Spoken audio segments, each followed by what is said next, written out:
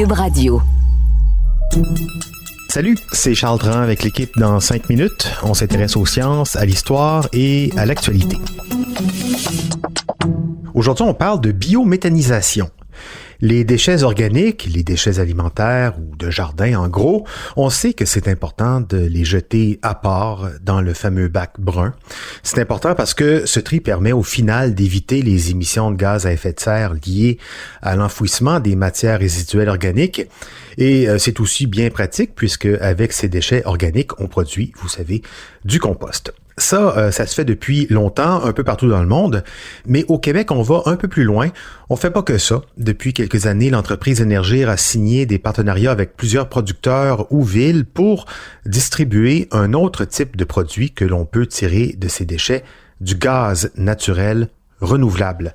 Une énergie propre qui peut remplacer le gaz naturel traditionnel et donc réduire les émissions de gaz à effet de serre.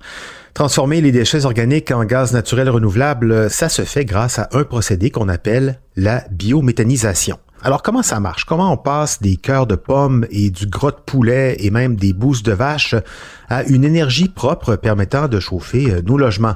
Voici Cybèle Olivier. Il existe une quinzaine de projets de sites de biométhanisation au Québec. Ça sert entre autres à transformer vos épluchures de patates ou vos cartons à pizza bien gras en gaz naturel renouvelable qu'Énergir pourra ensuite redistribuer dans son réseau de gazoducs.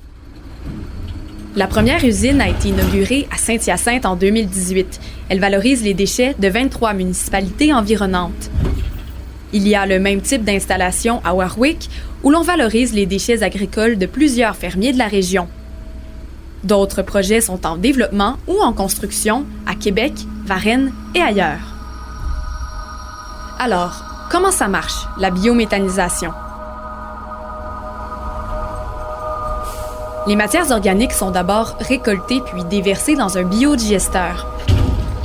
C'est une énorme cuve où on laisse les déchets organiques fermenter entre 5 jours et 1 mois, comme dans un estomac géant.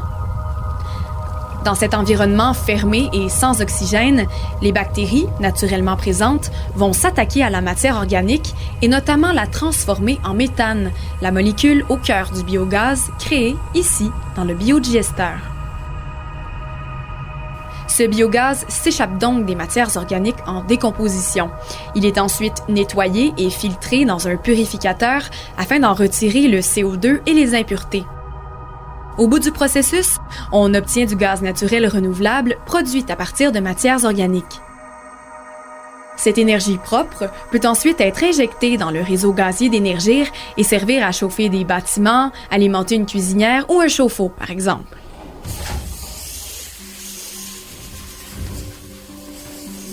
La solution est intéressante car le gaz naturel renouvelable est une énergie propre, un peu comme l'hydroélectricité.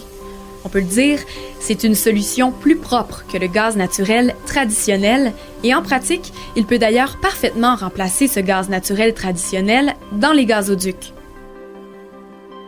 Ce serait d'abord une bonne chose pour réduire les émissions de gaz à effet de serre, mais aussi, comme on crée le gaz naturel renouvelable en utilisant des déchets, on évite que ces matières se décomposent toutes seules, pour rien, et qu'elles libèrent du méthane dans la nature. Et le méthane, vous le savez peut-être, c'est un gaz 25 fois plus polluant que le CO2. Alors au lieu de laisser le méthane s'échapper, on le transforme en énergie. C'est quand même mieux. Les déchets alimentaires, puisqu'il faut bien manger, c'est une ressource renouvelable qu'on aura toujours sous la main. Alors autant s'en servir. La question est donc de savoir si on a assez de matière organique pour produire une bonne quantité de gaz naturel renouvelable. Il faut entre 8 et 20 kg de matière organique pour produire 1 mètre cube de gaz naturel renouvelable. Par exemple, avec 266 cœurs de pommes, on peut faire rouler un camion de 18 roues sur 1 km en émettant 90% moins de gaz à effet de serre que le pétrole. Les Québécois compostent à peu près 1,5 million de tonnes de matière organique par an. Si on convertissait tout ça en gaz naturel renouvelable, on produirait à peu près 150 millions de mètres cubes, de quoi remplacer environ 2,5% de notre consommation de gaz naturel. Ce serait déjà pas mal, mais ça reste encore très théorique, car on parle d'une technologie qui a été adoptée très récemment au Québec, qui n'est pas encore présente sur tout le territoire, mais qui se développe pour s'étendre et s'améliorer.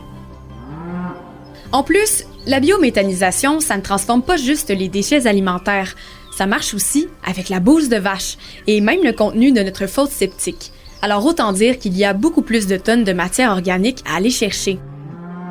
En fait, avec le fumier de 6 vaches en un an, c'est-à-dire 72 tonnes, parce que oui, une vache se soulage de 30 à 35 kilos de fumier par jour, alors avec le fumier de 6 vaches par an, on peut produire assez d'énergie pour chauffer une maison de taille moyenne. Et, comme les vaches, elles non plus, ne sont pas prêtes d'arrêter de se soulager, ça fait quand même plusieurs ressources renouvelables disponibles pour produire du gaz naturel renouvelable. Ouais, la biométhanisation, un bon moyen de créer une énergie propre à partir de nos matières organiques, y compris celles fournies, et heureusement, par les agriculteurs. La biométhanisation d'autant plus intéressante pour eux, en plus, puisqu'elle produit aussi ce qu'on appelle le digestat, ce qui reste après la biométhanisation. Et le digestat, c'est un fertilisant qu'on peut utiliser dans les champs à la place des engrais chimiques. Bref, pas mal d'avantages écologiques a priori. À suivre donc comment cette technologie encore récente va se développer ici au Québec. Merci Cybèle Olivier, c'était en 5 minutes.